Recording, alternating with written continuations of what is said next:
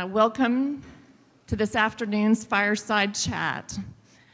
My name is Chris Seitz, and I'm Chief Officer of the American Quarter Horse Foundation, and this is our third annual American Quarter Horse Hall of Fame induction and reunion celebration.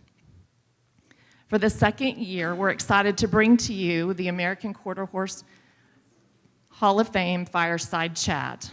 The idea behind this afternoon is to allow our inductees and their representatives to share more about their story, the story that led them down the road to the American Quarter Horse Hall of Fame. The audience will have the opportunity to ask questions and dive into more of our inductees' wonderful history in real time.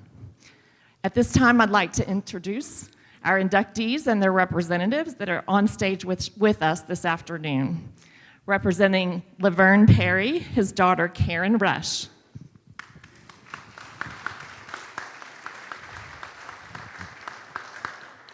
Representing Harley D. Zip, Harley's trainer since he was 3 years old, AQHA professional horseman, Jason Martin.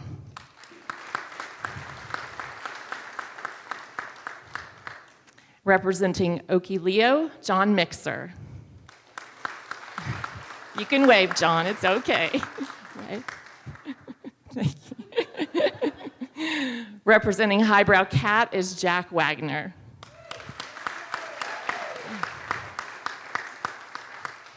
Representing Clark Bradley, his son, and AQHA professional horseman, C.R. Bradley. And the very famous G.R. Carter representing himself. He said, oh my gosh. And AQHA past president, Ralph Seekins.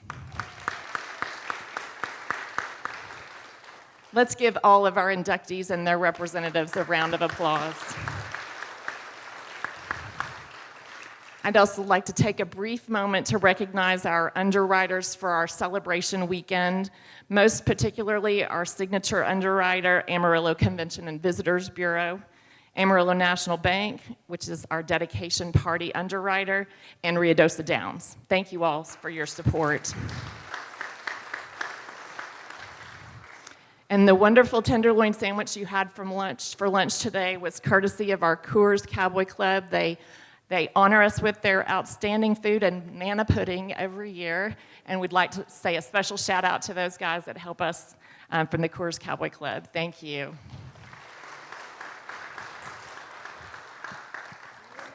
So this event is designed so that you can hear and we can also record the rest of the story, or at least more of the stories of the people and horses that have shaped our breed and will take their place amongst the legends of these hallowed halls.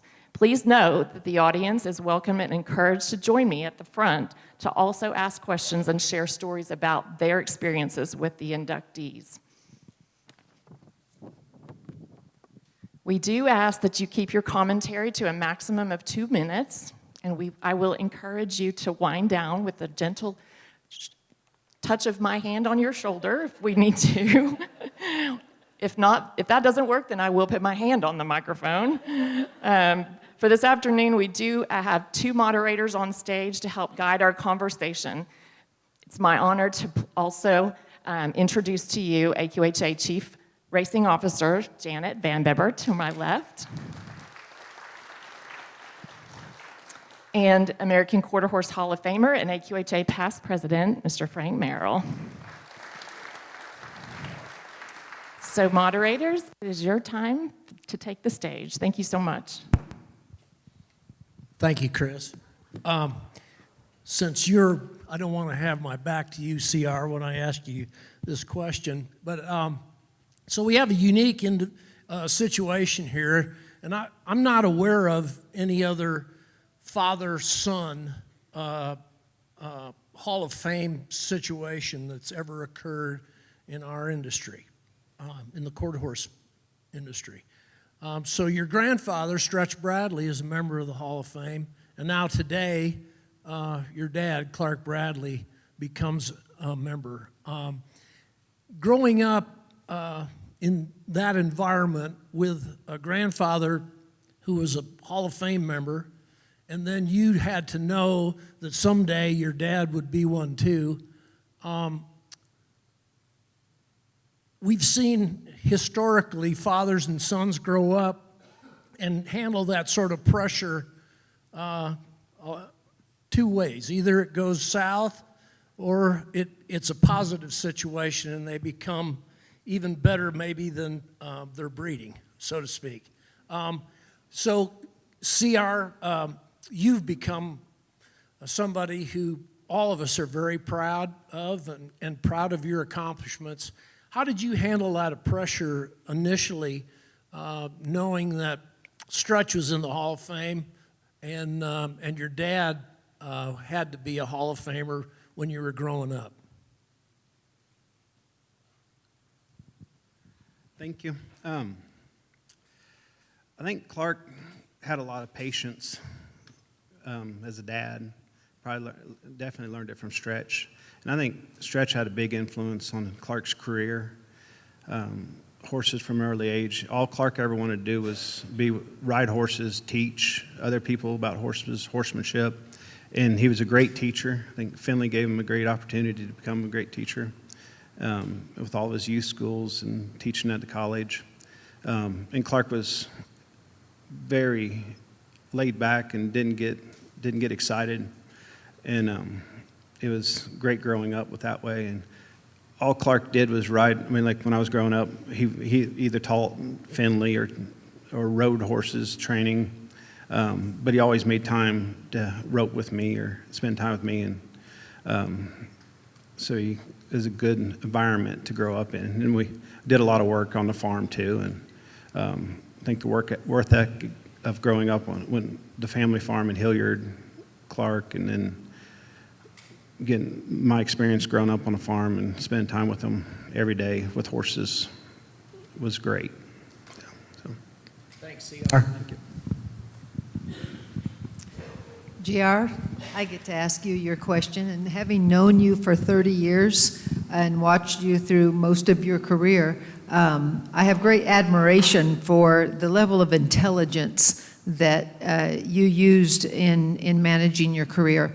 And we all talk about the good horses, we all talk about the number of mounts. Of course, we can't forget the dismounts. But what I'm interested in knowing or letting our audience hear about is the mindful decision-making you made over the course of your career, how you think that enhanced your opportunities, and how it kept you safe and fostered the longevity of your career, and did your agents play a part in that? Yeah, when I first started and made the commitment to be a quarter horse jockey, and I knew that I was going to do that for my living, I thought if I'm going to do it, I need to do it. I need to do it to the best of my ability. You know, I took great pride in the fact that if I walked out there to ride a $2,500 maiden claimer, you know, I tried just as hard to win that race as I did the All-American. And that I feel like presenting myself as that guy and being dependable about showing up in the mornings, just all of the whole process. I tried to be professional about it. You know, so many of the kids, when they start having success, they get pretty wild. They get to drinking, running around, not show up in the mornings and it makes those trainers mad at you. You know, you wanted to be the guy that presented yourself as the guy that they wanted on their horse, and of course that helped you get to winning races. And then with winning, it seems like it comes like a snowball effect. The more you win, the more people want you. And I really feel like I tried to present myself in that manner for a lot of years, and it probably helped me. It probably helped me be able to maintain that level for 35 years that I rode races. I watched you over those 30 years work with primarily 2 jocks agents, and they each have been very impactful in the industry as a whole. Do you want to speak to them briefly? Yeah, whenever I first went to California in December of 1990, my father-in-law, Jerry Burgess, fixed me up with one of his old agents, a guy named Terry Morse, which his nickname at the racetrack was Hog Morse. And he was my agent for about 10 years, all through the 90s, whenever I rode for Jack Brooks. And, you know, to have the kind of success that I had, you can't do it all by yourself. You got to have people on your team, your agent, your family. You know, they all play a role in helping you get to where you want to go. And those agents probably don't get as much credit as they deserve, because they end up taking a lot of the heat whenever, you know, especially when you get to doing good and have a lot of decisions to make. You know, I qualified 4 for the All-American a couple of times, and you know, I can only ride 1. And you feel like you're letting the other people down, so that agent is able to kind of smooth that over a little bit with the trainer, like, well, you know, he can only ride 1, and he's riding the one he thinks is the best, and that's all he can do, you know. And then they'll try and smooth it over and help get the next best available rider on that horse. They'll try to take care of him, and then when they run that horse back the next time and at Los Alamitos in one of the 2 fall futurities, you know, you probably get the mount back, you know. So an agent really can help you out in a lot of ways. And to be the man and to be at the top of the game, I haven't seen anybody not have an agent. And most of the people here that's not in the racing industry don't even realize that jocks have agents, and I pay them 25% of what they make. And I always told my agents, like, I want to write you a big check because that means that I made a big check. And a lot of the other kids don't see it that way. They're like, you know, they like them damn agents. But I never let myself get a bad attitude towards agents. And Terry Morse was a big part of the early success of my career through the 90s. And then I transitioned over to Donnie Stewart, and Donnie still works as a jock agent, and he actually had the winning jock. He represented the winning jock that won the All-American this year. Donnie works for me for the last 15 years that I rode, and I won 8 of those 10 AQHA titles with Donnie, and it was a good relationship, trying at times, but it's going to be with anything when you work with someone that long. Thank you, JR. I think it's insightful for our audience to understand that component of racing. So now we get to move on to you, Jason, and I chose to be the one to ask you questions because as a horseman, I was interested in this myself. As a horse trainer, we are blessed with horses entrusted in our care. We don't often get to keep them long, particularly if they change hands to new connections. And the thing that interests me the most about the horse that you're representing, Harley, is that 4 different owners own this horse through the longevity of his career, and you guys got to manage him the whole way through. Do you want to speak to that a little bit? Sure. Harley was a horse that we bought for Harriet Yakutan, one of our select owners and customers, and we learned right off the bat that you didn't tell Harley what to do, you asked Harley what to do. And we took her to the first horse show, and she was in the pleasure, and she's a very weak rider, but the first time she showed him, he won under every judge. The second time we showed him, he was like thirds across the board. And the third time we showed him, he stuck his head up and never put it down. So we sold him to another customer in the barn who said we could keep him in the open, and that was the Pine family. And every time we went to a horse show, I'd put Mrs. Pine on to see if he would accept her riding him, and every show he would buck. So that lasted for a couple shows. So then we sold him to Joetta Meredith. And she, of course, is a great rider, and she started teaching him the new events, and she got along with him very well and won some world championships on him.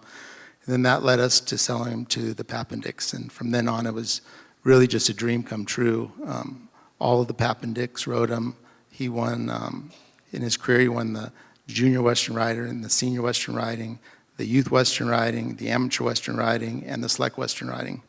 And I think all of them got bucked off Harley as well, because they would be in the warm-up pen, and I would say, that's enough, Allie, he's not gonna, he just bucked her off. And then same thing happened to Kerry Papendick at the Select World. We were coming around, and I go, that's enough, he just bucked her off. So he was a very special horse. He was a natural horse, Again, I can't really take credit for training him. I just kind of molded him. And we appreciated the natural ability right off the bat of his lead change. He was an incredible lead change horse. He was one that literally almost every time I showed, I knew I could win on because he gave me the same ride every time. He never cheated in the pen. A lot of the Western riding horses, and of course he was great at a lot of events, but he was the best at Western riding and kind of set the new standard through his career in what a great Western riding horse was. But all the way till the end, like you jog over the pole, I'd ask him to lope off. He never once in his entire career ever changed leads without me asking him. So as long as we stay out of his way, he would show off his natural ability, and he really was a blessing for High Point and myself and Charlie.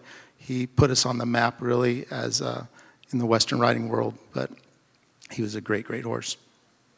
So now comes your turn. I'd Wonderful, like to Frank. have you tell the audience a little bit about the early days when you started out with Highbrow Cat. As I see it, there were two monumental decisions that had to be made by you early on that could have affected this breed historically forever. And one was your trainer and my friend Farron Hightower coming to you with a request to geld Highbrow Cat. I'd like to have you tell the audience what went through your mind and why you had such a conviction to tell, first of all, Farron no, and second of all, to then persevere and not geld that horse. Well, first of all, I asked Cat, and he said, hell no. Don't do that. No. Cat, when he was a baby, he would play with me. He would get around behind his mother. We'd play hide and seek. Cat was extremely smart. And when he went to Farron really didn't have trouble with him. There's a trainer out here that knows him when he was a young horse, too. And he didn't have trouble with him. He just thought it would be easier. And he was by a horse that was noted to be a little tough. Not a little tough, a whole lot tough. And he just thought it would be easier, and we just said no. I had 3 stallions prior to Cat that I tried, and I didn't care for their babies, and I wanted to try Cat. Cat's grandmother was probably the best Doc Bar mare that ever lived. Doc's Kitty was built fabulous. Little short cannon bones, just built perfect, and she worked perfect. And I always wanted Doc's Kitty. Well, I couldn't buy Doc's Kitty. And I had a chance to buy a smart little Lena out of her. And she was pregnant, and she was carrying a baby, and then she went to the sale, and the baby was born. So I bought Doc's Kitty with Cat on there. And Cat was so smart as I raised him at home, and I just thought there's no reason. Let's give him a chance. So So the that's the best I second can thing, answer. and I think that's remarkable because obviously $92 million later, he's the leading sire in our industry over all disciplines. That's the most remarkable statistic I can think of. But also, as the owner of that horse, we have to both agree that he wasn't the most popular show horse that ever came down the pike. So you had to do a good job, first of all, in talking yourself into breeding your good mares, and then not only that, but then try to get the rest of the public ensconced in your belief that this horse was going to be a sire. Can you speak a little bit to your perseverance and your dedication to Highbrow Cat? Well, first of all, it wasn't me, it was the horse. The horse was almost human in a lot of things he did. For example, one time he was laying in his stall. He wasn't home much. He was with the trainer, he was with the breeding farm. But we were buddies, and one time he was laying in his stall and he was sound asleep. So I went down and I put my head on his chest. And I fell asleep. I didn't mean to, but I did. The help kept walking by and looking at him, and he'd raise his head. They told me this. He'd raise his head and look at him, and he never moved other than his head. When I woke up, he finally stood up. So he was that smart. He was a horse that deserved a chance the whole way. He was very easy to train. He was very easy to ride. He wasn't shown that much. His trainer got in trouble, and he went to another trainer for a short time. He got in trouble, went to another trainer for a short time, and then we decided that's enough, let's breed him. And those babies, I liked them. So we worked, and all the help that was there will tell you too. We get up at 3 o'clock in the morning in the summer and worked, and we had 7 babies, and one of them died, and all 6 made the fraternity. All 6 by January had earned money. The second full crop, the same way. There were 20 of them. We started them all. We sent them to trainers, and thank God for the trainers that took them. We had fabulous trainers. And those trainers promoted those horses, and pretty soon everybody knew cats. If you wanted a cutting horse, just bring a mare over and you'll get a cutting horse. Thanks, Jack.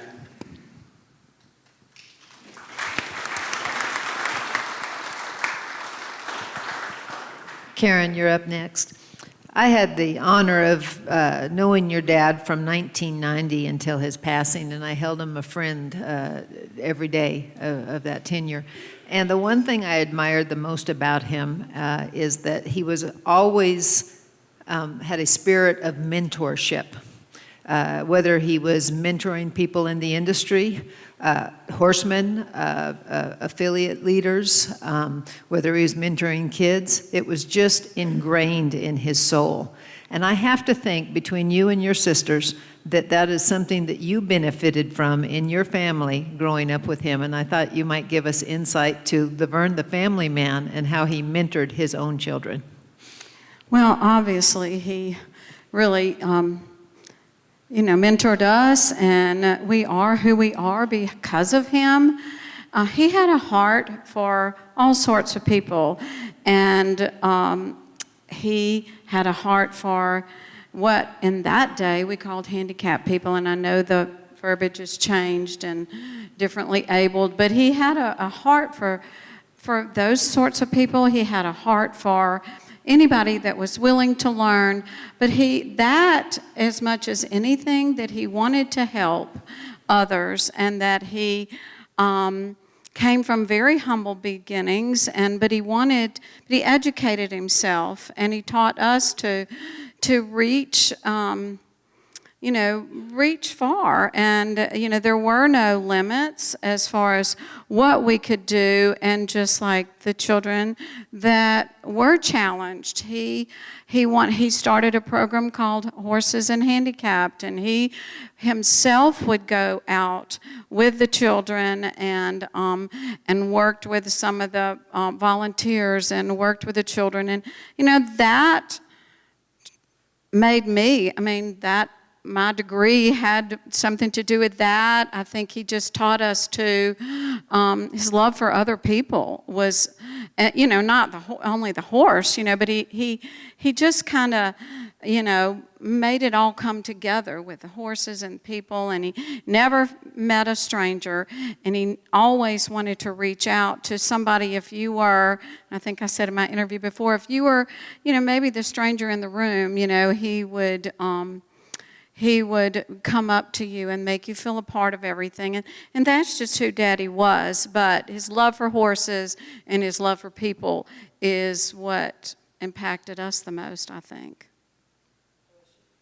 I was sharing with my colleagues this morning, and I failed to phrase it when I offered my question, but he had a way when you encountered him, and if you hadn't yet made it in your chosen career path, he had a way of making you feel like you were well on your way. And I think that was a very special characteristic of your dad. Thank you. Thank you.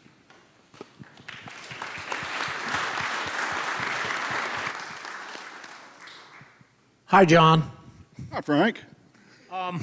So I'd like to get into a little human interest story about Okie Leo, and John knows well what I'm going to ask him. Your father and our quarter horse go hand in hand.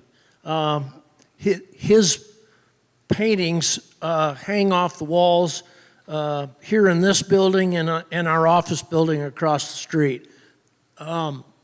One could say that you could mark history through your father's paintings.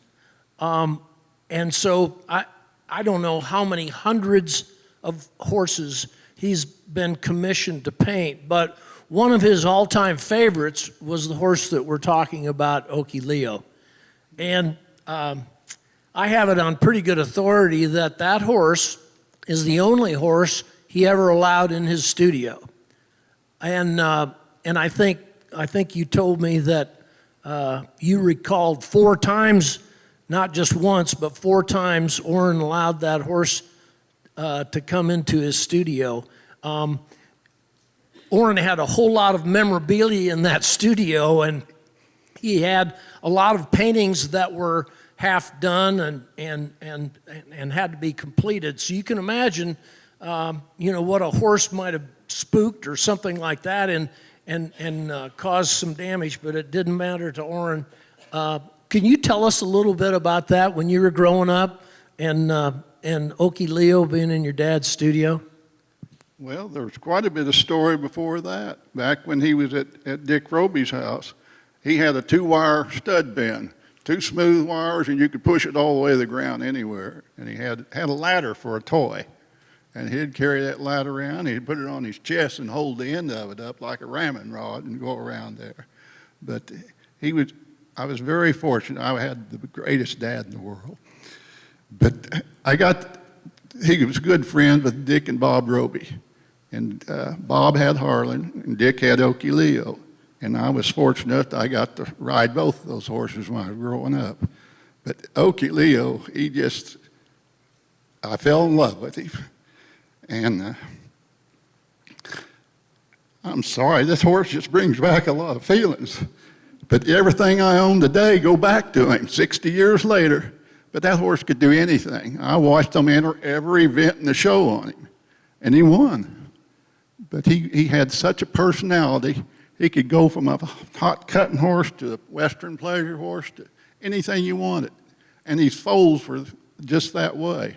And in fact, I talked to Bob Loomis here about a month ago and see if he was coming up, and he's at a cattle sale. But he and I was going to have a 5-minute conversation. We was on the phone for an hour and a half talking about those Okie Leos we rode and what they did for our lives. Thanks, John. Is there anything you remember personally about those days that your dad allowed Dick to bring that horse in the studio? The first time I ever seen him, I think Dick was working for Doc Brown out west Edmond, and Dad and I drove out there to see him, and there wasn't a soul around. We looked all over, and pretty soon we heard some hooping and hollering over on the far hill, and we looked up, and there's a cowboy bringing a herd of mares over. I think there was 15, 20 mares in there. And he rode them in, drove them in the corral, and reached down and shut the corral gate and come around there and spun that horse around a couple times. And it was Dick Ryby riding Okie Leo. All he had on him was a hay twine around his neck. Now, driving mares on a 4-year-old horse in breeding season with hay twine. And I'll never forget that. But that horse, he's been a part of my life all my life. Thank you, John. You're welcome.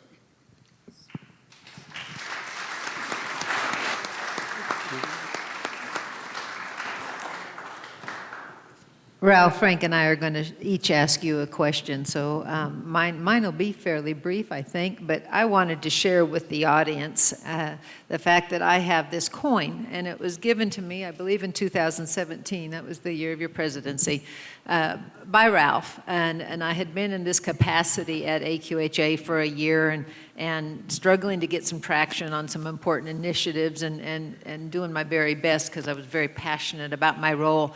And on the back of that, he says, presented by Ralph Seekins, Award for Excellence. And it was just a token of of appreciation for the efforts that we're making. And I know he gave an abundant of them out during his not pregnancy.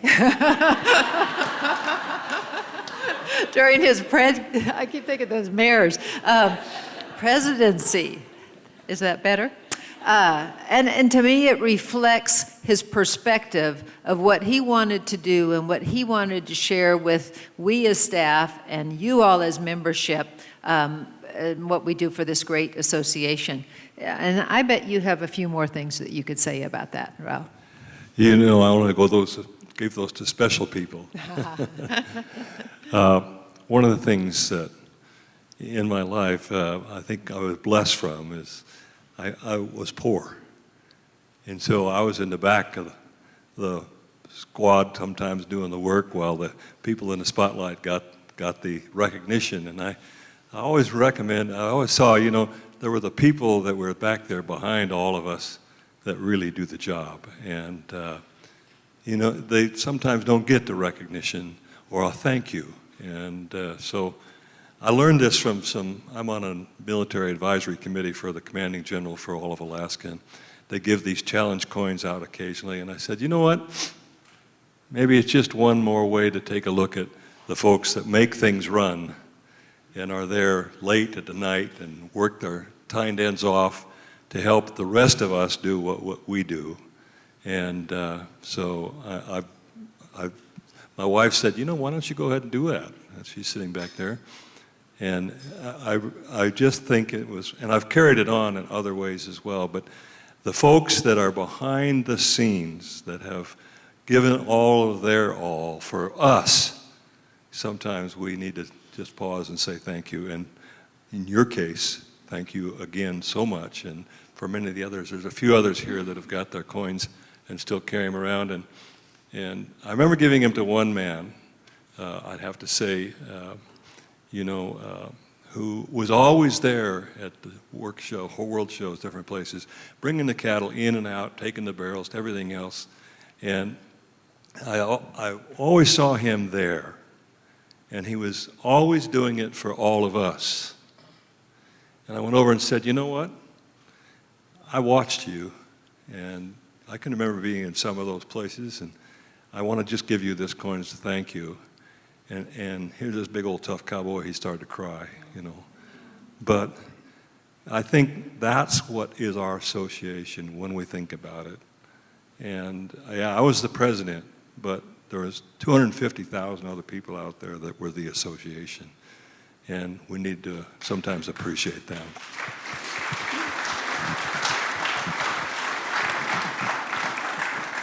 So Ralph, now it's my turn to put the crossover toehold on you. You're a pioneer of sorts in my mind, and I think many of you would share that sentiment. In the relationship with our horse and where you live, and the perseverance that you had to raise quarter horses in a hostile environment. Yeah. Can you speak a little bit about the early years that you and Connie started out raising American quarter horses in Alaska? I can do that, right? It takes a team. It started out with a team of two, Connie and me, and she's standing right there. Connie, if you just stand up for say hi to everybody.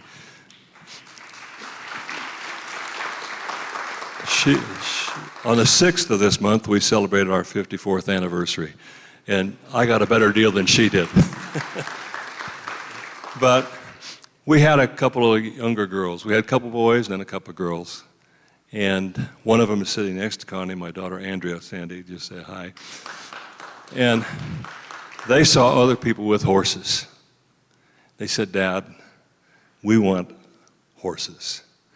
So I had a friend of mine, I'd been around quarter horses. I grew up in Wyoming, Montana, and I appreciated quarter horses. And I had a friend of mine and his wife, they had quarter horses, and I said, you girls can go up and work with Bud and Edie for a year. You can clean them when the horse manure is frozen to the ground, you can feed them, you can groom them, you can take care of them. If you still have the passion, we'll get a couple quarter horses. So they did. And they held Grandpa Ralph, Grandpa, to his word. So we got a couple quarter horses. One was a 4-year-old quarter horse that ended up being a open champion, a youth champion. He did everything. He was just a fantastic horse. And then a younger horse by Scotch Bar Time out of a Royal Tailwind mare, and she earned over 300 and some points in her career, and taught a bunch of kids. And when what happened at that point, I said, okay, you two girls, you are really blessed. You have a quarter horse. You need to share that blessing. So each one of them picked a special needs kid and brought them in for the summer. The deal was at the fair, you're going to show those horses in one class.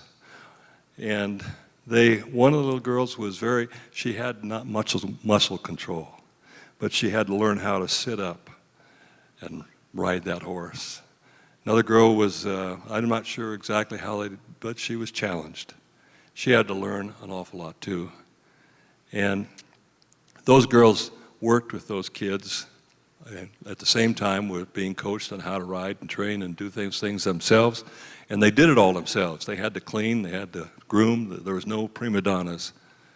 And at the end of the year, they brought those kids in to the fair and they rode their quarter horses for everybody. And it was such a blessing to be able to see how that worked in other people's lives that we kind of built on that.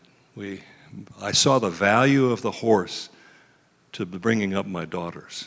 They learned compassion. They learned teamwork. They learned responsibility. And the value of the horse to their lives has brought them on. And now to my granddaughters, there's 4 of those sitting right back there as well. Mm-hmm. Not a prima donna in the bunch, believe me. But they love those quarter horses and they share them. And Connie and the girls and my daughters have done that therapeutic riding program for better than 25 years now. So there's value there to the individuals and my grandkids. We saw that, so we got 12 horses. Costs a lot of money to take care of those horses in Alaska. We don't put a blanket on until it's 30 below, by the way. So just so you sissies down here that put them on it. You know.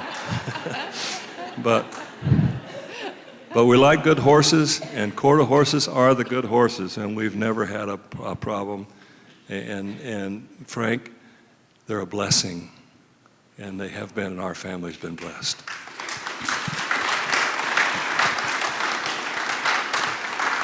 Thank you, Ralph, and thank you for your initial questions, everyone. It's time for the audience participation portion of our program. I'm going to call on Larry Thornton.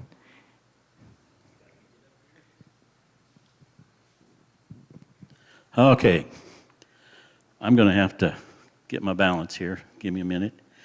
I'm going to kind of put something in perspective with Jack's interview.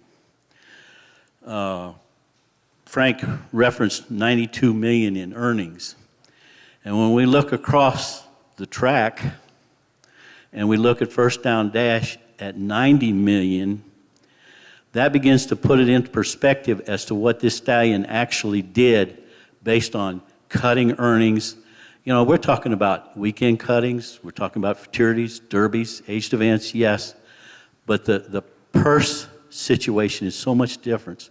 And I think that's important that we acknowledge that today in putting this horse in the Hall of Fame.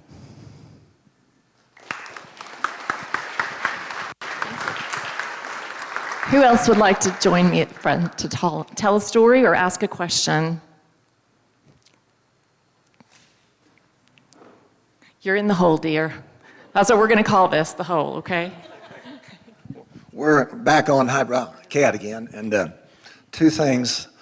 Jack needs all the credit for Highbrow Cat because he believed in that horse all the way, and he stayed with him, and he bred to him. And to me, there's 2 dominant horses in the cutting horse industry that have rewritten the deal for us kids and trainers to be successful. And that was Doc Bar, who had 5 or 6 horses the first year they went to the fraternity, which would be Doc's Kitty, the grandmother, the Highbrow Cat. And then 2 generations later, we had Highbrow Cat. Now, we had several good studs in between there, but those 2 studs were by far the most dominating horses. And if it wasn't for Doc Bar, I wouldn't have any success, but my other buddy trainers wouldn't have any success either. And Highbrow Cat had a Hall of Fame horse of his, Faith in My Cat, won $550,000. I think he's the third or fourth highest money win cat. But they were phenomenal. And I do remember one time I told Bill Freeman I had Smarter Aristocrat. I had a little something to do with that because I sold Jack the mom. So he comes with Smart Aristocrat, and he was a very good horse. Of course, he's by Smart Little Lena. So Freeman wanted him, and he got him.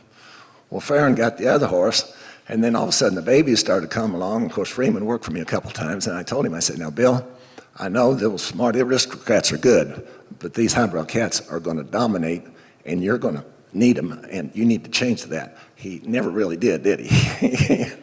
But anyway, those two horses and Jack, Doc Barr, and Highbrow Cat, they changed our whole industry. Would you please introduce yourself to the group?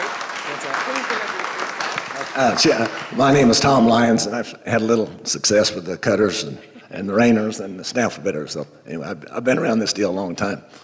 His dad and I go back 65 years ago. Thank you, Tom. There's a wonderful painting by Dawn Weller that Tom is featured in. I hope you'll enjoy that in the gallery. It's right here to the left. Okay, my dear.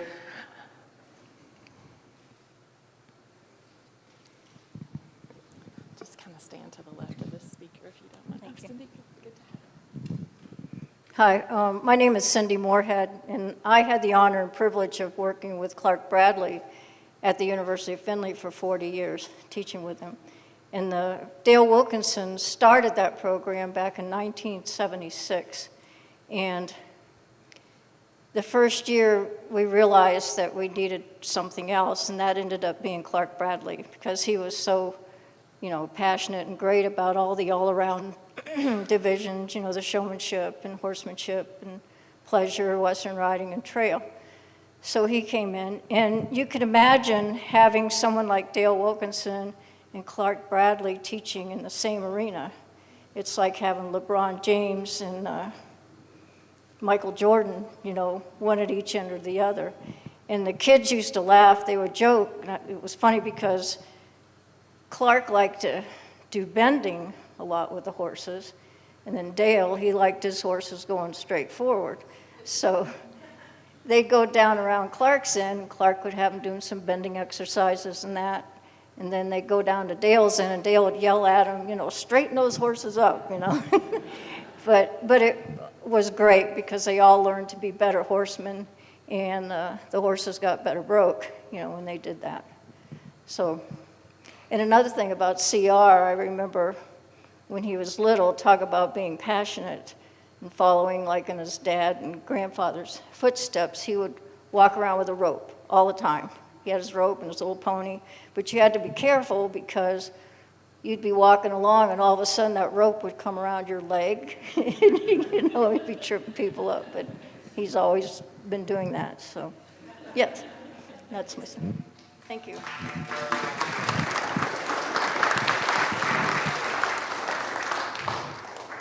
Who can I invite to the stage? Let me give somebody else a chance, Larry. Just a second. I got somebody in the back. Thank you. Yes, Jerry, could you join us at the front? Jerry Burgess. Jerry Burgess. Yes? Jerry, as you're making your way to the front, I would like you to share.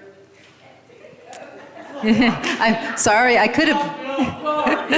I could have warned you. We talked. Celebrities up here, and to be calling someone like me over here, completely off course. So for those of you in the audience who don't know, this is Jerry Burgess, and he is GR's father-in-law. GR is married to Jerry's daughter, Shayna.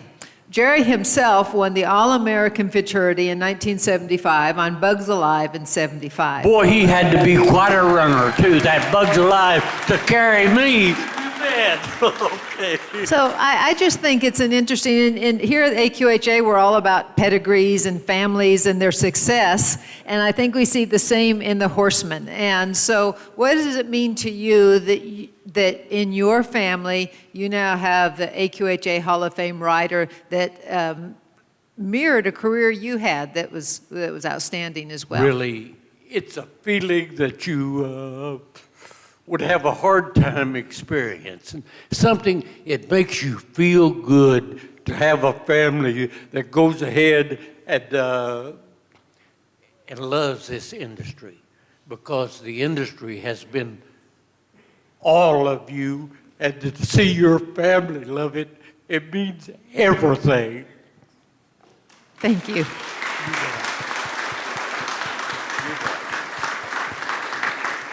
All right, Larry, come on in. Don't be shy, y'all. I need one in the hole. Okay, I'm back up here. I've got a couple of people up here besides Mr. Wagner. Go back to Mr. Wagner. I wrote the story when those Colts first hit the arena. I wrote a column called, or a story for my column called The Royal Connection. And little did we know that at that point that he would go on to do what he did in terms of the stature and based on what I said earlier. But I'm going to go to Okie Leo. And I got my first Quarter Horse Journal in 1963. And the first thing I saw in that as I was leafing through there towards the front was an ad for Okie Leo in Harlan with Orrin Mixer pictures. And they were wonderful. And that set that into my mind. Now both horses are in the Hall of Fame. And you just can't realize until you start studying this horse. Did it very quietly. Dick and Helen had a breeding farm. Joe Blow would drive in the yard, unload his mare, breed his mare, and take it home and do whatever he wanted with it. And he built the farm. He literally built the farm for them. But the idea of his versatility, we talk about Bob Loomis. His first NRHA Futurity finalist was Monica by Okie Leo, and then he followed that up with Britain Princess, who was reserve champion. And he invariably says that that's where he got his start based on that. But then we branch out. He had Okie Power Leo, made the finals, brought him home. They stood him for a while. I don't know the circumstances, but they decided to gild him, and Joyce took him over and made him a top barrel horse, and he went on with a family and became a top barrel horse. So you could have barrel horses, you could have, John tells a story about showing some of these colts or these horses out of him that you could go to the pole bending and not even train them, and they would do it. And I think that's a key to what brings him here and what put him in the Hall of Fame was that. A lot of people didn't know about Okie Leo, but if you go back and you look at it, his pedigree, his breeding, what he did for the Robies, what he did for the industry, first horse to sire 2 super horses, and they were versatile performers. So I think that's the important part of what we gain with Okie Leo and what he does and how he came here and became a part of this. He was also the favorite horse for Bud Breeding, who is also in the Hall of Fame. Bud's story got started, his wife went to the vet with a family pet and came home with 3 horses. The mare was 2 Okie Leo foals. One was bred to Okie Leo, had an Okie Leo on the side, and that, by the way, was Britain Princess's family. And he's in the Hall of Fame now. Orrin Mixer, the studio thing, very, very important that he took that horse in the studio. That was the horse he took in there. He loved that horse. John and I talked about it. Some of you may have had a painting from his, or the people over the years who had paintings. He wouldn't say who his favorite horse was, but in the later years, he really talked about Okie Leo. I think John needs to talk about showing Okie Leo in Fort Worth or Dallas at the 4-H FFA judging. Yeah, I'd never shown a horse in my life. I'd just grown up riding ranch horses. I didn't know the left lead from the right lead. And Dick wanted me to take him down there to that national show, and he come over there one day, and he showed me the reining pattern, and I run on that horse 10 times in a row. He never scotched, sat up, nothing. He just went on, and then the weather got bad, and I only got to ride him one more time. And then we went to Dallas and left there about after dark and drove all the way down there in an ice storm. And like I said, I'd never shown a horse in my life, and went in there, and there's 87 reining horses in the class that day. And Dick took me in there, and bumper to bumper in the alleyway, all these horses. And here I'm riding a 4-year-old stud horse, but you'd never known it. And I went out there and I did what Dick told me to. He said, back in those days, they didn't have sliding plates. It wasn't a bunch of slides. It was down and out and turn around. So I went in there and sat that horse down and backed him up, dropped my reins, stood there a minute, and then we started our figure eights. We did a small one, and then I opened him up on the second one, and we went into our first rollback. And that horse sat in the ground and come back so hard, he set me clean out the saddle. And I just reached up and grabbed the horn, and we went back to the other end and opened him up, and we did our second rollback, come back, and sat him down and did our pivots, dropped the reins, and walked over to the judge. And they said, I felt bad. I went back over to Dick. I felt bad because I lost my stirrup. And sat there, and Dick said, don't worry about it, he'll be all right. And then they announced we only had a 78. And I really felt bad. Then Dick said, well, they judged you from 60 to 80. You did all right. And then I come back, and they just called our number out, and Dick smacked that horse on the butt, and he jumped out there, and I'm in a daze. But I went back and got my trophy, and that trophy's up there in the case right now. But that was just the way that horse was. Dick gave me a filly one time because I broke some colts for him. And she was wild and never been touched, 2-year-old. And I had her riding in about a month or so. And then I started showing her about a month later. And I didn't know anything about it. I knew how to do the reining and everything. And they was giving an all-around away, so I just put her in every class. And she'd only had 2 or 3 months training, and was second in the reining, I think third in Western Pleasure, and third in Halter, and we went in, and I stuck her in a pole bend. She'd never run poles in her life, and we went out and won it. But that's just how versatile it was. Like Bob Loomis, I was talking how smart and easy to train these horses was, because I didn't know how to train a horse. But went on, and like I said today, everything I own go back to her. But Carolyn Matlock gave me a breeding to Peppy Sand, and Jerry Wells got me a breeding to Kid Myers, and everything I own go back to those 2 mares. I've had champion reining horses, roping horses, barrel horse, a world champion barrel horse, and the champion race horse, all from that same blood from those 2 mares I had. And that's what I want to see in the horses in the future. My dad always told me, go out there and do everything on them. And make sure you have an all-around. And Okie Leo did it all. Thank you, John. He was the start of my life. Thank you so much. I'd like to welcome Bruce Szilard.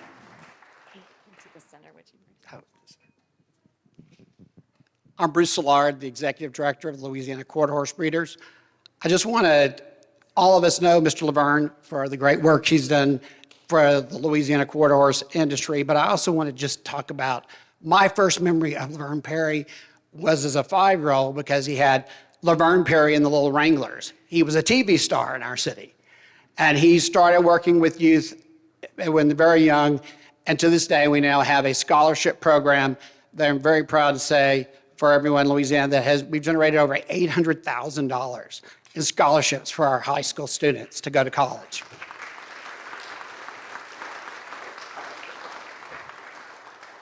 Not only do we do it through the board, but we also do drawings at the track. And as you know, the crowds at the track could always be a little bit bigger. And this year at Evangeline Downs, we had close to 100 students show up with their parents. They show up, we have a scholarship drawing, and 60 of those high school students had never been to a horse race.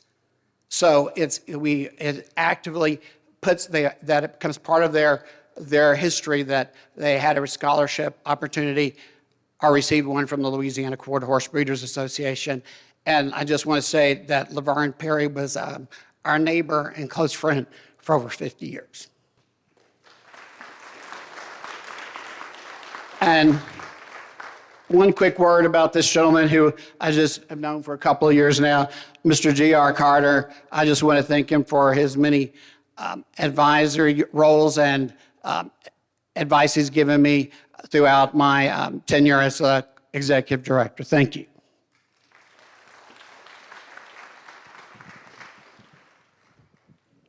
You don't want to come out? Okay. We have a shy one. CR will tell you that the best barrel horse I ever had in the 90s and early 2000s was out of a daughter of Okie Leo.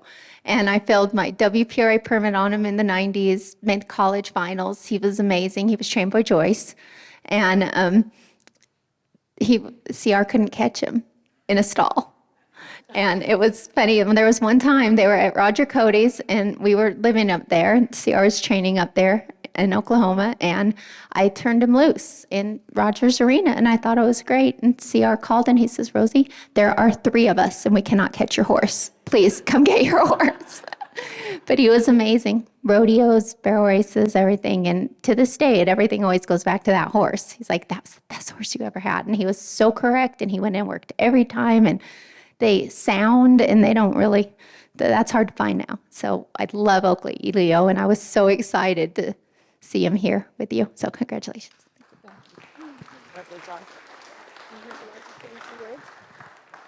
Charlie, would you like to ask a question? Thank you. I met Clark Bradley 50 years ago, and it was on Amity Road.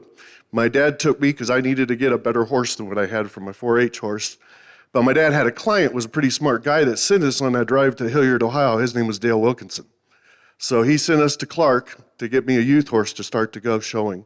I went to Clark's first, he's a teacher and an innovator. I don't know if anyone was doing horse clinics or horse schools, but I went to Clark and Sarah's very first youth school was Sport Win. And then time went on, and we won some championships with Clark and Sport. And my dad would not let me go, or my mom wouldn't let me go to a horse show with Clark because he was so busy. He knew I wasn't going to be watched and I'd get in trouble. So that was Sarah's job, to keep me out of trouble and get me ready. And I even got in trouble with Stretch one time because I had to show showmanship, and I really didn't like showmanship, and my horse wasn't clipped. So Stretch grabbed me, got my horse clipped right, and sent me into that showmanship class so I can compete. As time went on, Dale started the University of Findlay Equestrians program.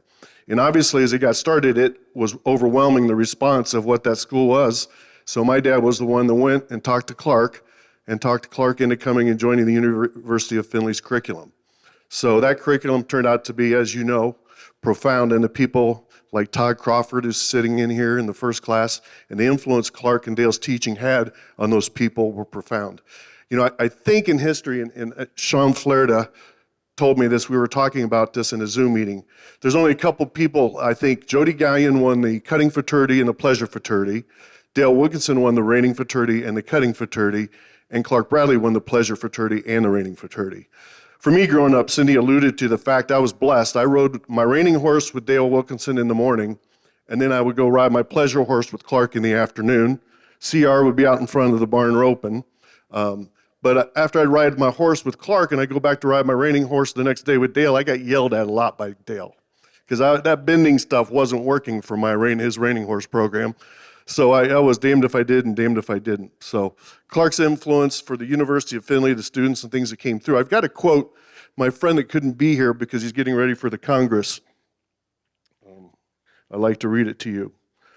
So many judges and major trainers that the University of Findlay program produced will be shaping the industry for another 30 years. In breeding, showing, judging, and competing, Clark helped us so many people giving clinics and teaching students. Without Clark, I wouldn't have learned to give public presentations or to put on a horse clinic. I think his people skills were better than his horse skills, and his horse skills were the best. He had a way of being on everybody's level, from professionals to young kids just getting started. That's a $7 million leading reining horse trainer, Sean Flaherty.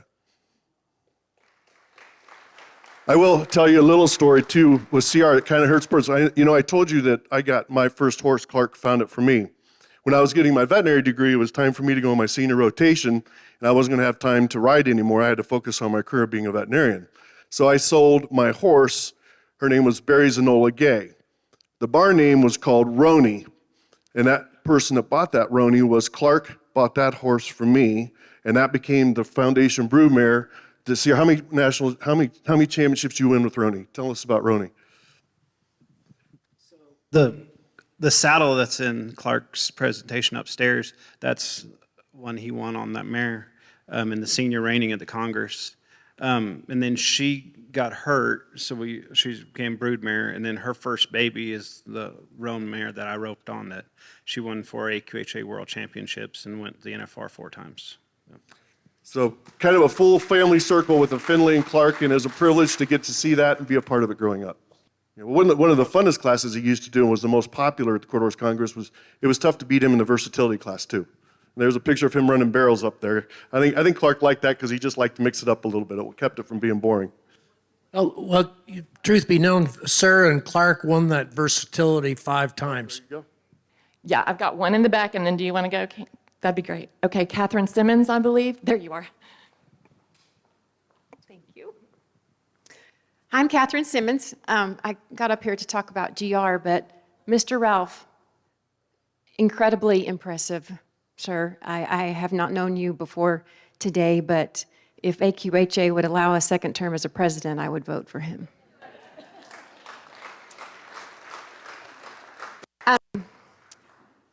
Bobby and my husband Bobby and I have had the privilege of having some fairly good racehorses, quarter horse racehorses, and GR has ridden for us a lot in the past. Bobby and I have been the recipient of GR qualifying our horses and getting off to ride someone else. And my husband will never let him forget that. However, that's really not why I came up here. Many of you know that GR and his wife Shayna, they also breed and raise quarter horse racehorses, and GR also ropes. He heads in team roping, and he and my husband compete together a lot, and they've competed at the same events a lot. And in 2014, we were in Las Vegas at the World Series team roping event, which is a huge team roping event. That happens in Las Vegas, and it's a numbered system, and the higher end ropers go at the first of the week, and as the week goes down, it's the lower number ropers that go. Well, I was over in one of the arenas, sitting down, waiting to see my husband rope, and GR sat down beside me, and he pulled out a little piece of paper, and it was in which ropings he was entered in. And I looked down there, and we had a mare, Foxy Moonflash, that he was supposed to ride later on that weekend. I think it was the Saturday. And I looked down at his list, and he was supposed to rope on Saturday. And I looked at him, and he looked up at me, and he said, don't worry, I'm going to ride your mare. I'm going to draw out of the roping. So thank you, GR, for not getting off that mare, and as a result, he helped make her the 2014 AQHA Race Filly of the Year. Yeah, she ended up being the 3-year-old champion filly of that year, but you have to enter those ropings months in advance, and I didn't know that there would end up being a conflict, but it was the low number roping, and my partner that I was roping with, I let him know that I didn't let myself miss the races to go rope. Roping was my hobby. Anytime anyone ever brags on my roping, I tell them that I know how to make a living horseback, and it did not include a rope. So it was a pretty easy decision to ride that mare and win that $100,000 stake instead of staying there and maybe not doing any good in the 9-point roping at Vegas. Janet, I'm kind of glad you put Jerry on the spot a minute ago, because, John, I noticed something. When Jerry came up here, he was wearing one of his worldwide buckles for the Worldwide Fraternity. He took a lot of pride in, after Ruidoso was over with, going to Albuquerque where the Appies kind of took the stage, and the Worldwide was a big event. The one he's wearing is from 1983 when he won it on Native Splash, and Jerry won that race 7 times. But in 1984, he won it on a horse by the name of Tom Mixer. You remember that horse? Very typey, good-looking horse. Native Splash was a good-looking horse, but Tom was an exceptional-looking horse, and they kind of didn't give him credit for getting the whole 440 yards. They said about 350, and kind of seemed like the day of the Worldwide, he just left there and never looked back.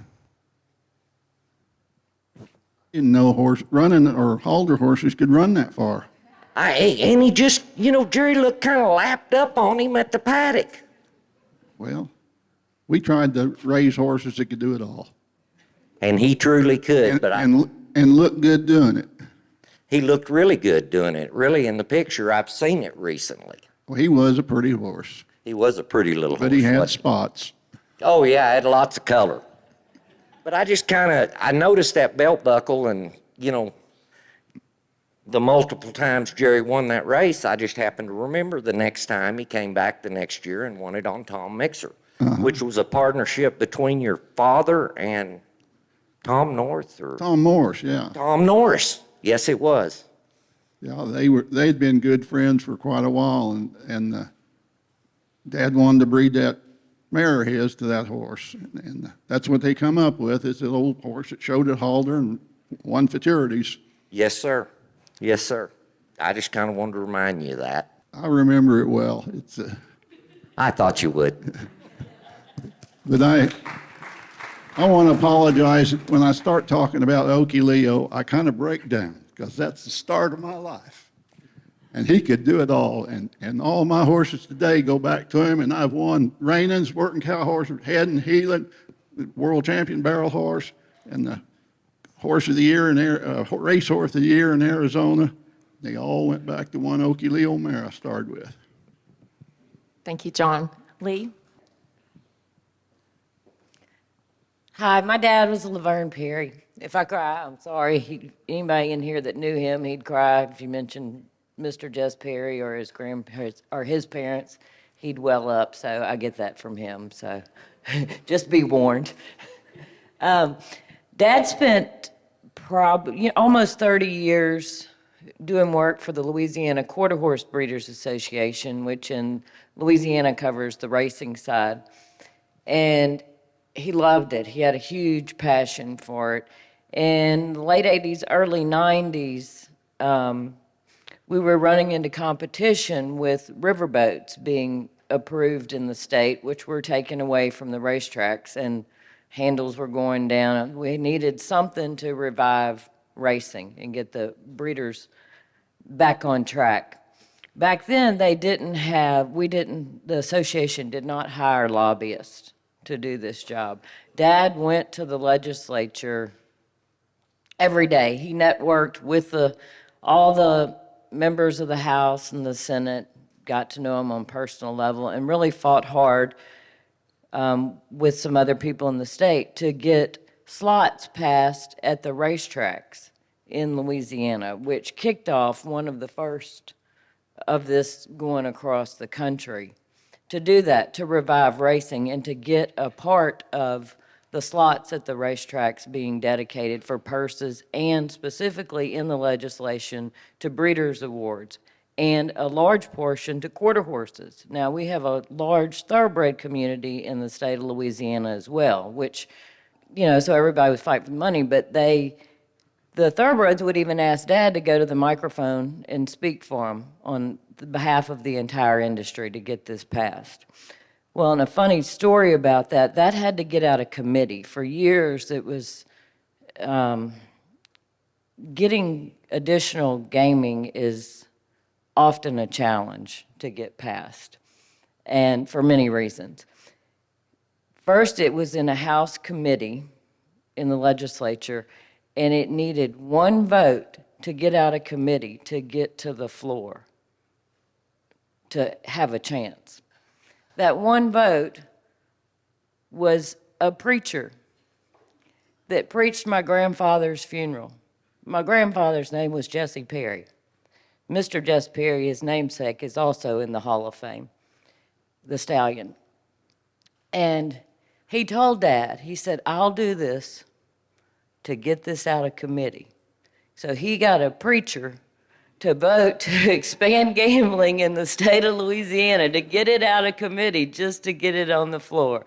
He said, but once I get it out, the rest is up to you.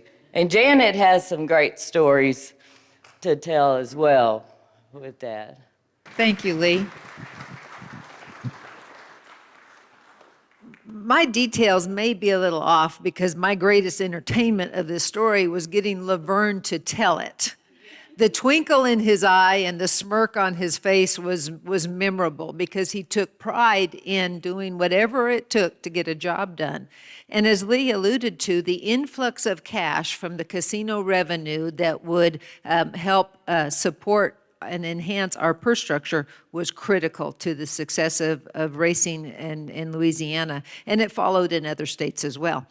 So then when we came to the final vote, the way Laverne used to tell the story, if you will forgive me for just a rough description because I may get the details wrong, but again, it was down to one vote.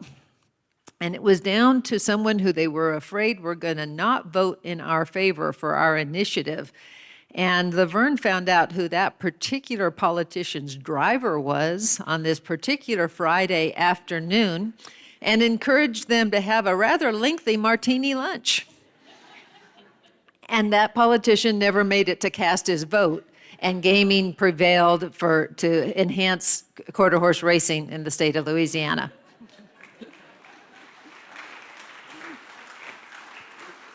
And if you'll afford me the opportunity, I have a quick story to tell that pulls a little more on my emotional heartstrings. And that is how Laverne would go the extra mile to help anybody for any cause. And he was always a dear friend to me. In 1995, I had a horse flip over on me, and he left me briefly paralyzed. And it happened in November of that year. And my goal was to regain the use of my legs and be able to be at Champions Day at the fairgrounds in New Orleans of December in that year. It was a lofty aspiration. Well, I made it. I was in a wheelchair and partly on a walker, but I was able to make it to New Orleans for the races. And we had a horse in our stable that was highly favored to have won Champions Day, the championship 3 years in a row, and it was important to me to be there. My late husband was still alive then. Steve got up and went to the barn, said, I'll be back at such and such a time to pick you up. Fine, no problem. And it was nearing such and such a time, and Steve called me and he said, I'm tied up at the barn. I'm going to send Laverne to come pick you up. So I get in my wheelchair and I make it down to the lobby to wait for Laverne to escort me to the races that day. And Laverne shows up just with this grin. He was just beaming. And I just thought, well, he's proud of me for making it to the races. And instead, he and Steve had conspired to have a limousine waiting on me to take me to the races. And it's such a fond memory for me that those two gentlemen thought enough of me that they wanted to make it special for me to be there. And I'll cherish that for the rest of my life. So thanks for the opportunity to share. Hi. Wow, what an outstanding class. Thank you all so much for your contributions and for the inspiration that you give us all. And our moderators are doing a great job too. Thank you. My name is Kelly K. Johnston, and I actually have a question for you, Ralph. You have a really wonderful reputation in our industry for being a people's president. And you're from Alaska. I'm originally a North Dakota girl, so I can appreciate the long distances you had to travel. But do you have is there a memory that comes to mind from your travels all over leading with AQHA? Is there anything in particular that's a special memory for you that you could share with us today? You bet. I'll try to keep it short, Frank. We know yeah.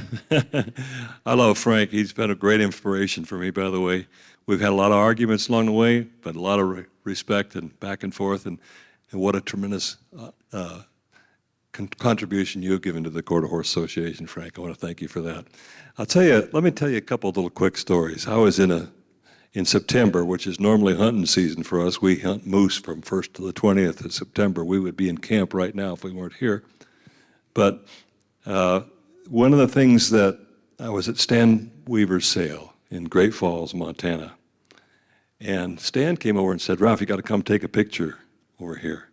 And I said, "What's the backstory, Stan?" He said, "Well, this young fella, he was standing there with a little wheeling colt. He just was his, and he's rubbing the hair off that horse's neck, you know." And I said, "Well, what is the deal?" He says, his older brother took his 4-H winnings and bought his little brother his first horse. You see? Then I was at another place in Billings, Montana. Of course, Montana was kind of home for me in a lot of ways. And I was there with some of the folks, and they had a little horse sale going on at the same time, and these weren't show-prepped horses. These are ranch horses coming in. And they had the brand inspection line. And so I went out and asked these folks, "Tell me about your horse," you know. And they were all proud of their horses, which is, isn't that something about us quarter horses people? We're proud of our horses. We want to tell people about them. And somebody asks, we're going to tell them. Anyhow, so one little boy comes up to me, and he didn't know who I was, said, "Mr. President, my dad's going to buy me a horse." This guy was maybe 11 years old, 12 years old, today. And I said, "That's great. Well, let me know which one you got." So after the sale, this kid come up, "Mr. President, Mr. President, my dad bought me this one. That's my horse." And once again, here's a little kid excited. That's his first horse, a quarter horse. And that makes your heart just kind of throb, you know, to see this happen. And then another time I was over in Switzerland at the European big convention they have there. And I went to all the order meetings, but there was a little girl and her mom came up to me and said, "Mr. President, we're from Italy. And my daughter wanted to show you the papers of her quarter horse."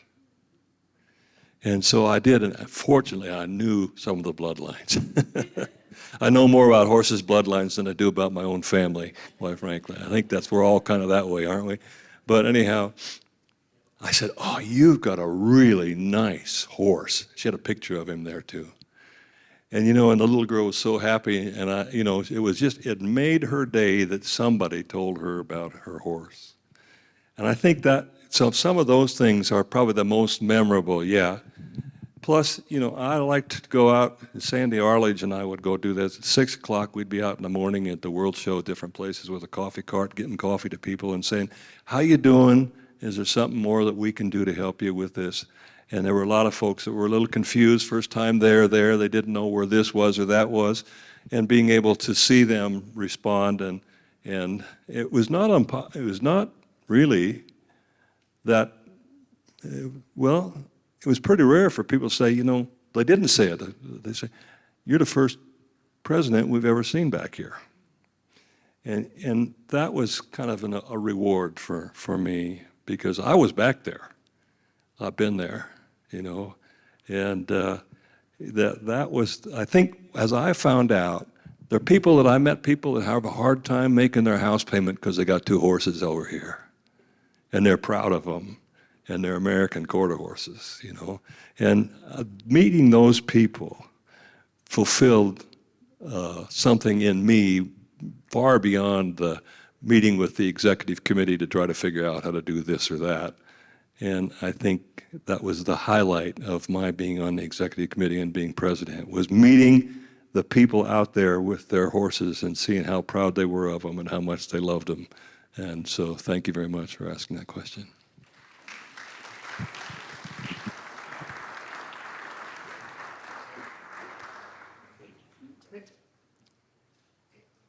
Let Jack have the mic just a second. I just wanted to say one thing about Cat.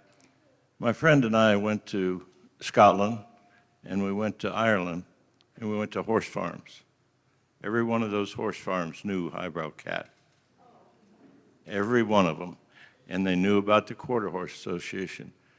But one of my friends said, "This man over here owns a stud. He's called Highbrow Cat." Boy, they all jumped on it. So our horses are all over the world, everywhere. Thanks, Jack.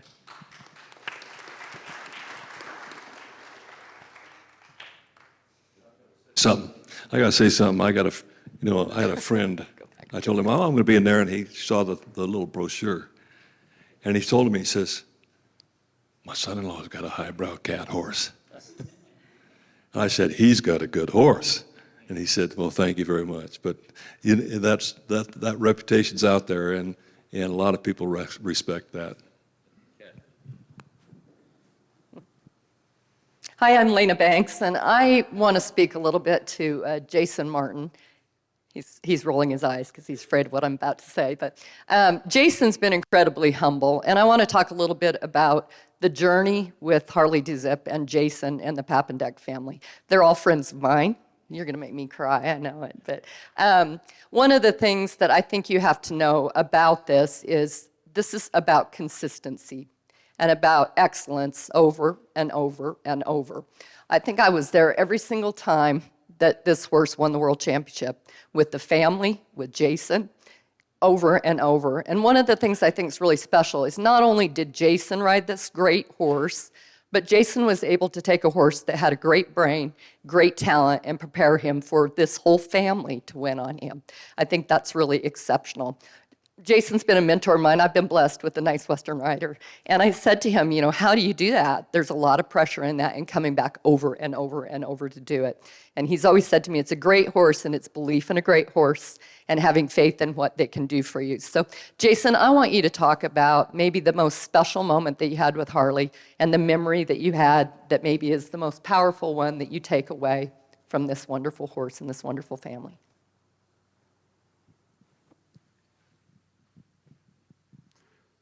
Well, thank you for the question. There's a lot of great memories that I have with Harley.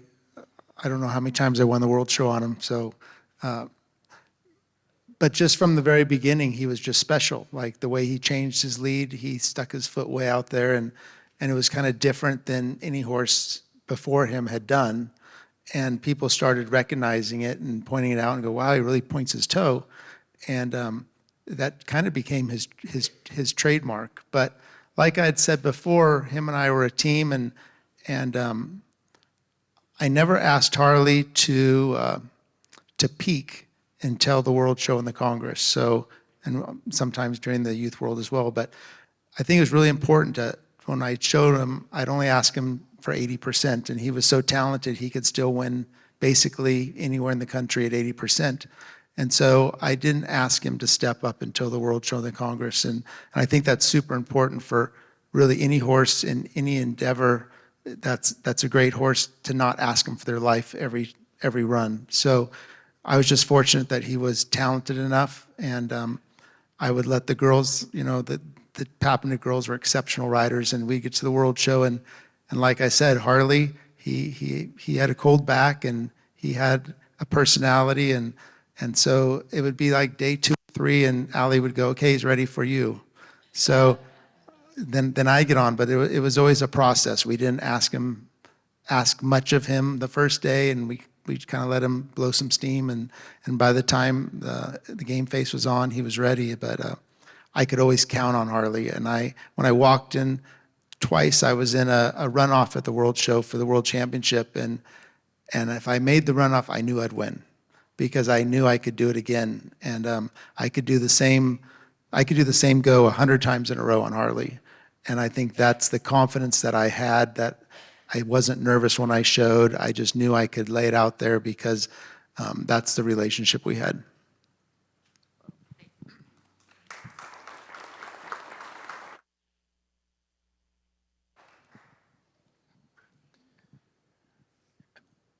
Well, this has already got me choked, and she told me I could get through it. But I'm Thad Cox. I'm the little boy in the picture with Okie Leo, holding the lariat rope. I come to share a testimony of Okie Leo. And I'll try to keep this as brief as I can, but I was thinking about it during the night. I don't know anywhere to start but at the beginning. And my family came from southwestern Oklahoma. They're a ranching family. I was born in '60. In 1963, I had a brother that was born, totally disabled, totally handicapped. In 1963, we didn't have any information about those things. In March of 1964, my dad, Dick Cox, had been riding some sons of Okie Leo. He had been riding Bumblebee Leo, Dude Ricky, and my brother come along. Dick and Helen opened their house to us, and we went there. My folks were of the opinion that was going to be a better life for my brother Doug, so we went. Forgive me. And so we started. Daddy was training horses with Dick Roby. We were going through life. And my mother could not find any accommodations for my brother, could not find a better way of life. So she spent the next 3 years developing some time of format, some time of school system, but she had no money. Because of Okie Leo, Dick and Helen opened their house and had a benefit horse show. They gave breedings away to Okie Leo. When we left there in February, I'm 7 or 8 years old, and I didn't really have any idea what was going on. But I remember the conversations. Because of Okie Leo, Dick and Helen opened the stall, and the plaque that hangs up there was hung on the front of his stall, Okie Leo. They set up the entries in the tack room right beside his stall. People would go by and get to see Okie Leo. He was the selling point of that show. Now keep in mind, this is 67, 68, cost $5 to enter an open class, $3 to enter a youth class. We have this horse show outside, and it's drizzling rain, and it's raining. And when all the smoke cleared, because of Okie Leo, they handed my mother a check for $2,500. That money started what is known now as Edmond Association for Retarded Citizens. It then developed into a work center called the Meadows that handicapped people work at and can actually draw a wage. It developed also into several group homes that handicapped adults have the ability to go live on their own. It has also grown into a full-time facility that's named after my mother, the Nova Center, that 20 children can live at cost-free. You get to hear stories about horses. We sat here today and we've heard stories about horses and how they affect lives and change lives. There's not many that continue to change lives and give betterment to life for handicapped children. Because of Okie Leo, because of the Roby family that exists today. He made the Oklahoma 8th grade history book because of Okie Leo and the money that he raised to start that way of life. It changed lives, and it still continues to change lives at this day because of Okie Leo. Thank you.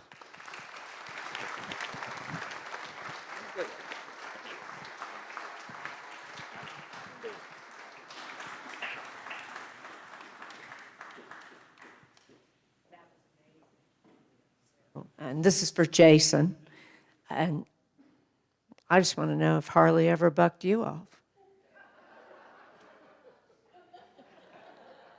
Okay. Close a couple times. Okay. That's all you.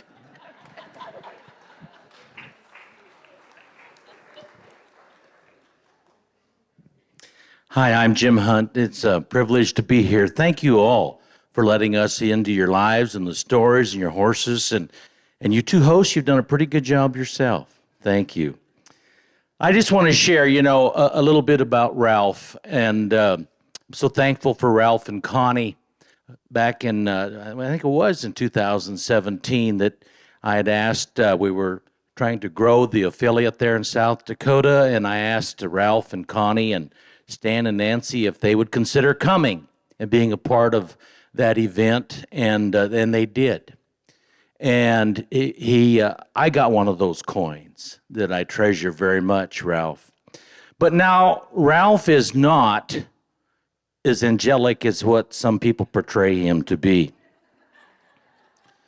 So we have this convention in South Dakota, and they come, and he greets the people, and is very warm, and he and Stan and Nancy were supposed to catch a flight out early the next morning on a Sunday, and I have a wonderful wife, and anyhow, you have an event like that, and we had about 400 and some people attend that banquet in South Dakota, went from 30 some, I think, to 400, and it was very successful.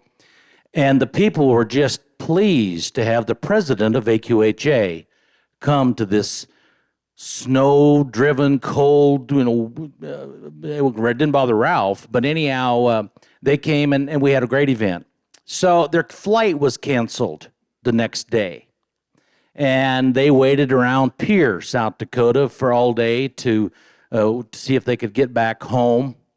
And so that afternoon, this is about the second week in January, and our ranch is 120 miles from Pierre, and I get a phone call, and it's Ralph. And he said, and now it's dark again, and we had just, as a family, we had 7 children and just got through with Christmas, never to degrade my wife, but we're normal people. Some of the rooms were not picked up yet, and the house needed some tidying up and so forth. But we get home from Pierre and we just crash. We go to bed. So we get a call late at night, and it's Ralph, and he said, "Say, our plane got canceled, and we just kind of needed a place to bunk, and we haven't eaten supper, and we had, can you put us up?" It's Stan and Nancy and Connie and I, and of course, Joni said, "Who's on the phone?" I said, "It's the president of AQHA. They need a place to stay. They haven't eaten." "Oh, the bedding needs to be washed. When am I going to cook?"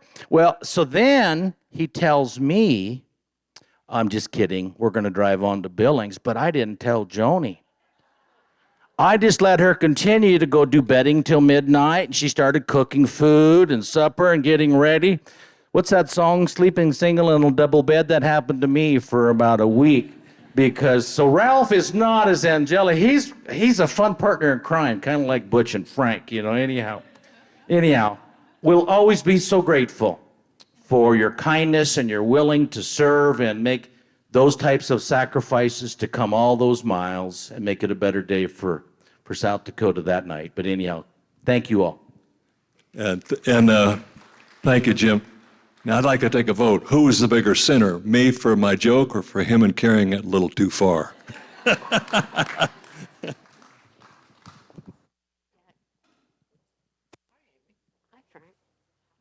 Talking to it. Jack, in the early years, I've always heard that you picked where to send cats. They're very different. They have different personalities. They all seem to ride differently. How did you pick who to send them to? Like Farron rode Pretty Boy Cat, and Listo Cat had a different trainer, and Papillon Cat had a different trainer. And all the trainers you picked were very different. How did you pick the trainer? It's funny you asked that. I got in trouble for that. When I first got in horses, if you had a horse with one trainer, you left all your other horses that you ever put with that trainer. Right. And I didn't believe that. I thought if this horse had this personality, you put it with that trainer and so on. So I would watch a horse, and in my humble opinion, I thought this horse fit that trainer. It didn't work all the time. But seriously, it became something other people did too. If a horse is very gentle, this trainer gets along with a very gentle one. If you had a horse that was aggressive, gets along with that trainer better because that's the trainer that shows that. And Cat, like everybody else, had babies that were a little different. And people started to do that, and Tom showed some. But thank God for those trainers. Those trainers at first fussed about me doing that, and then adapted that, and were great. And they promoted cats. And the people around Cat promoted them because you could read those babies. You could tell their personalities. And they were very, what we call with dogs, biddable. They were very trainable. They would try to help you. I'd had horses before. I had a great horse before that his babies didn't do this, but Cat's babies would say, okay, what are we doing today, boss? And that kind of helped pick the trainers. Thank you for your question. I believe we have 4 gorgeous granddaughters of Ralph Seekins that they're either going to do a skit, a dance, or embarrass the you-know-what out of their granddad.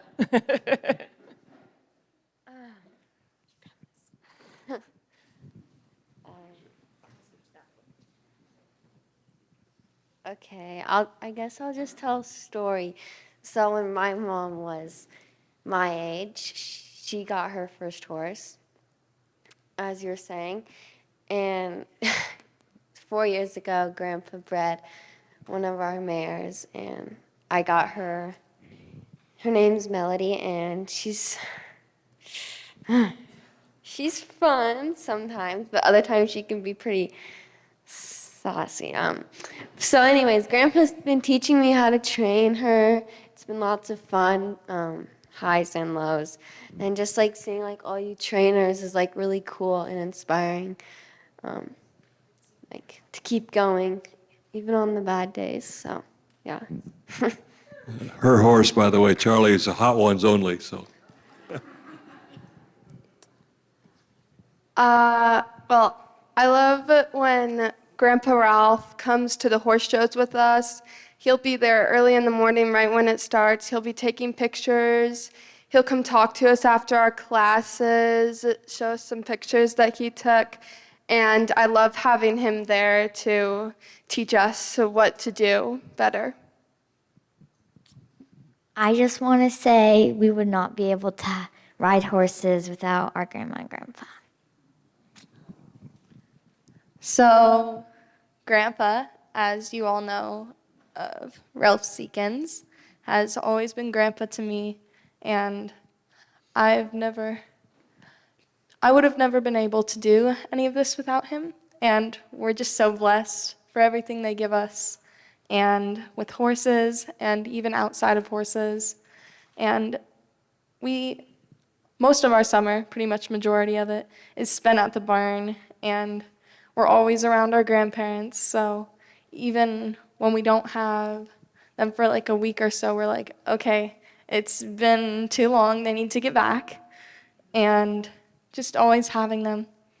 Thank you, Grandpa, and thank you, Grandma. Thank you. I'll just say one thing. A friend, a cop of mine one time told me, he says, Ralph, he says, 2 things teenagers should never have. I said, what's that? He said, spare time, spare money. Horses take care of both those problems. I think we're all sitting here and we're talking about trainers and the life of a trainer. My son now is a horse trainer. It's glamorous when you see those win pictures and everybody in those things, but damn, it's a tough career and it's a tough life.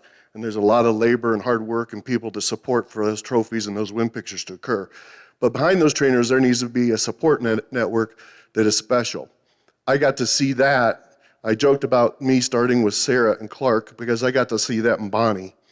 Bonnie and Clark, my son, stabled with them at the Quarter Horse Congress, I think 3 years as a youth. And they took care of him, and Clark gave him guidance. And I don't know whether I should be thanking Clark and Bonnie because his senior year, they went to the Quarter Horse Congress. He didn't win 1 reining class. He didn't win 2 reining classes. He won 3 reining classes thanks to their help. So we got a lot of win pictures thanks to Clark's guidance with my son. Now, much to that dismay of the University of Findlay and of my father, he ended up saying, I'm not going back to college. I'm going to be a horse trainer. So a few freestyle championships then and things we'd have to thank for Clark. But Bonnie, thank you for taking care of our dear friend and taking him through a tough journey. I was there at his retirement party, and it still amazes me what he did, so we can't thank you enough.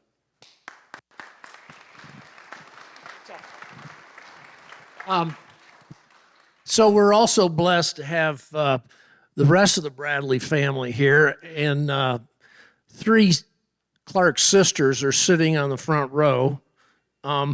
Mary, can you hold it together? I was fortunate to actually grow up in the Bradley household and traveled with Stretch for 140,000 miles in 1970. And I lived in that house on Amity Road in Hilliard, Ohio for the better part of a year. And I grew up with these 3 women that are sitting in front row. Have you got some recollection you'd like to say? I'd like to tell the crowd about growing up with Clark Bradley and in a household with Stretch and Betty and everybody else that lived in that house. Well, I'll say our dad was gone a lot because he was out hauling around the world with Frank, but Clark became our father and was much stricter than our dad or our mother was. So we got grounded quite a bit.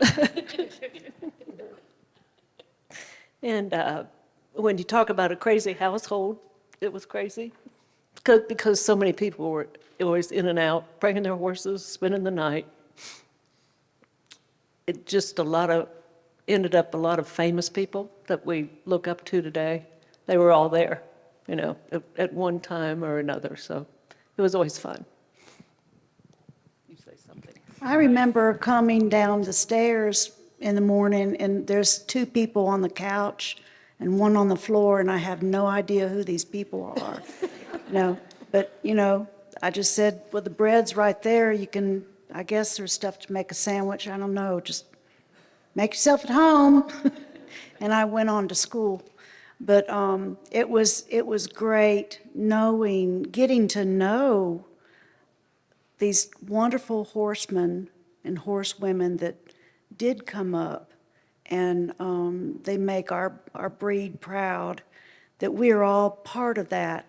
And I've said before that as we lived there, and it was just a normal way of life, we didn't think of, oh, Clark's going to be in the Hall of Fame someday.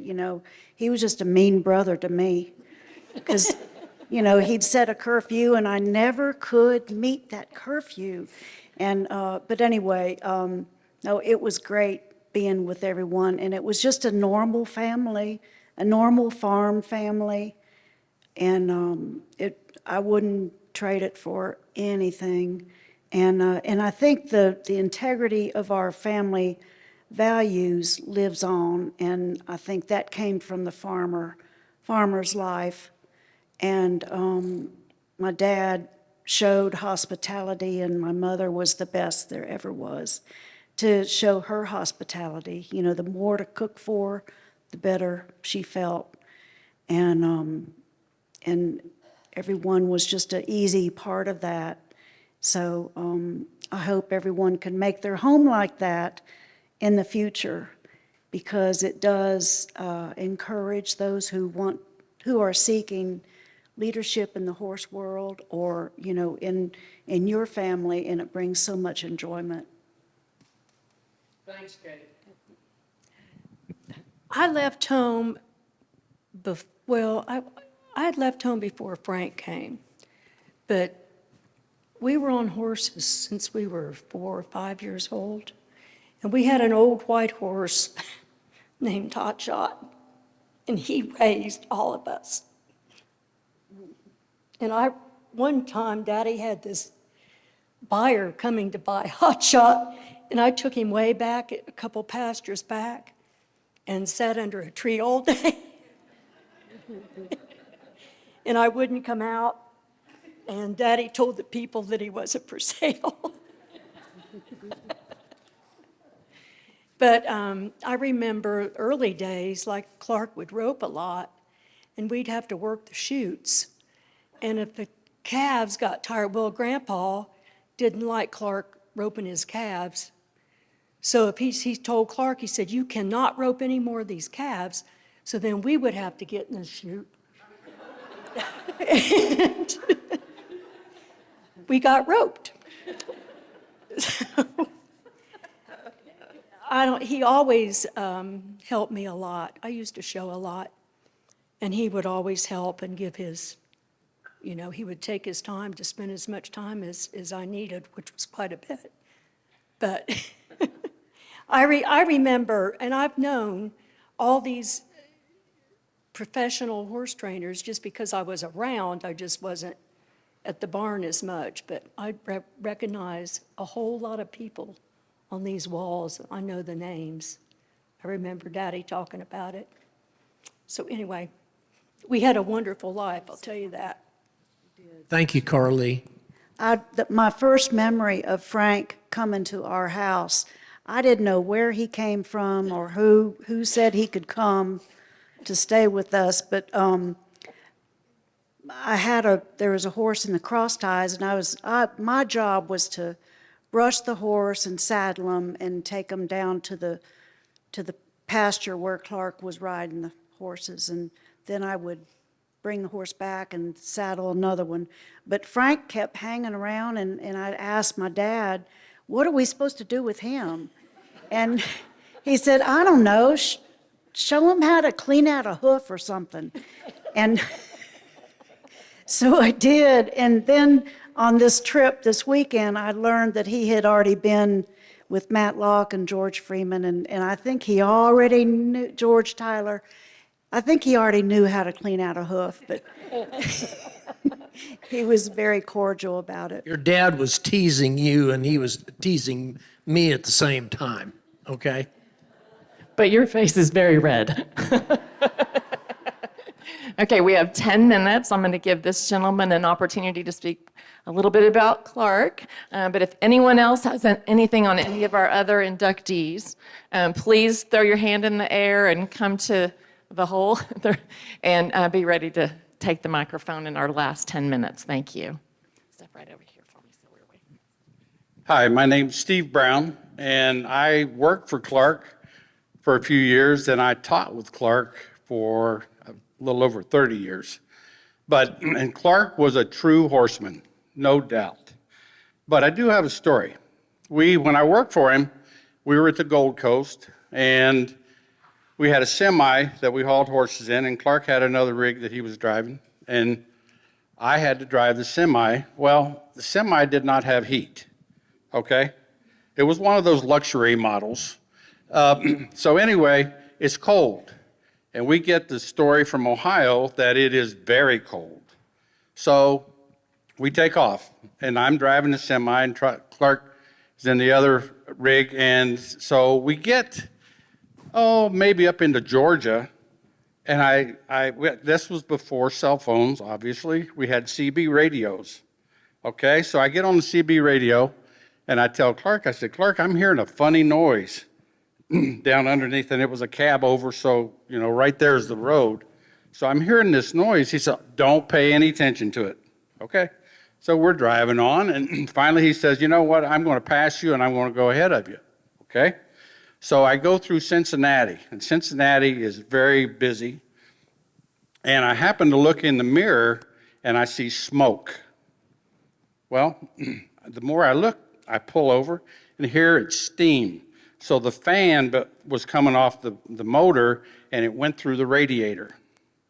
So I'm sitting along the road in Cincinnati. So I can't get a hold of Clark because there's a certain amount of miles that the CB radio won't go to. So I get a hold of this trucker that passes me. I said, you got to catch up with this rig and tell him to come back. So I'm sitting there, and it's probably an hour or so. Here comes Clark. I said, Clark, we got a hole in the radiator. And I'm serious. It was a hole I could stick half my fist in, okay? Clark says, well, just drive as far as you can until it overheats, then pull over. So it's very cold, and all the trucks, there were very few truck stops between there and Findlay. And so anyway, we stop, And at this one truck stop, everything is froze up. They don't have any water. So Clark says, go over there to that store and buy some of that radiator stuff. I said, radiator stuff? Yeah, that stuff you put in the radiator. I said, Clark, that hole's as big as my fist. He says, it'll work. So I go over, and the guy says, how many, do you need a tube of this? I said, no, I need a case, a whole case. So we put this whole case of this radiator gunk in. He says, it'll be fine. Believe it or not, it made it all the way to Findlay, okay? So the next day, and it's cold, it's like 10 below. And Clark says, hey, you think you could take that radiator out of that semi? I'm like, where? We don't even have a garage. I can't stand outside and take this. So Clark was a true horseman, but he was not a true mechanic. Do you have questions? Have no one. Can I just say something? I know I've known all the reputations of these people that are up here, and it's a true honor to be included in, along with all of you. And beyond that, though, I look out over here, this group, and so many of you people out there. I remember some of you sitting down in a stain and saying, Ralph, you should do this or you shouldn't do that. And take your personal time to try to get the kids so that I didn't make any big mistakes. Charlie, you spent a lot of time in the stands with me. I know did. Carol did. Some of the rest of you. Some of the past presidents. It isn't, I don't think anybody that sits here, and tell me if I'm wrong, did it all yourself without any help. And I just wanted to be able to be honored to be with you folks first, and then thanking all of you folks that were out there that kind of kept me between the lines and didn't get me over onto one side of the road or the other. And while this is a great honor to be here, I want so much to know that you were a part of that for me, and I wanted to thank you. So many of you that are here.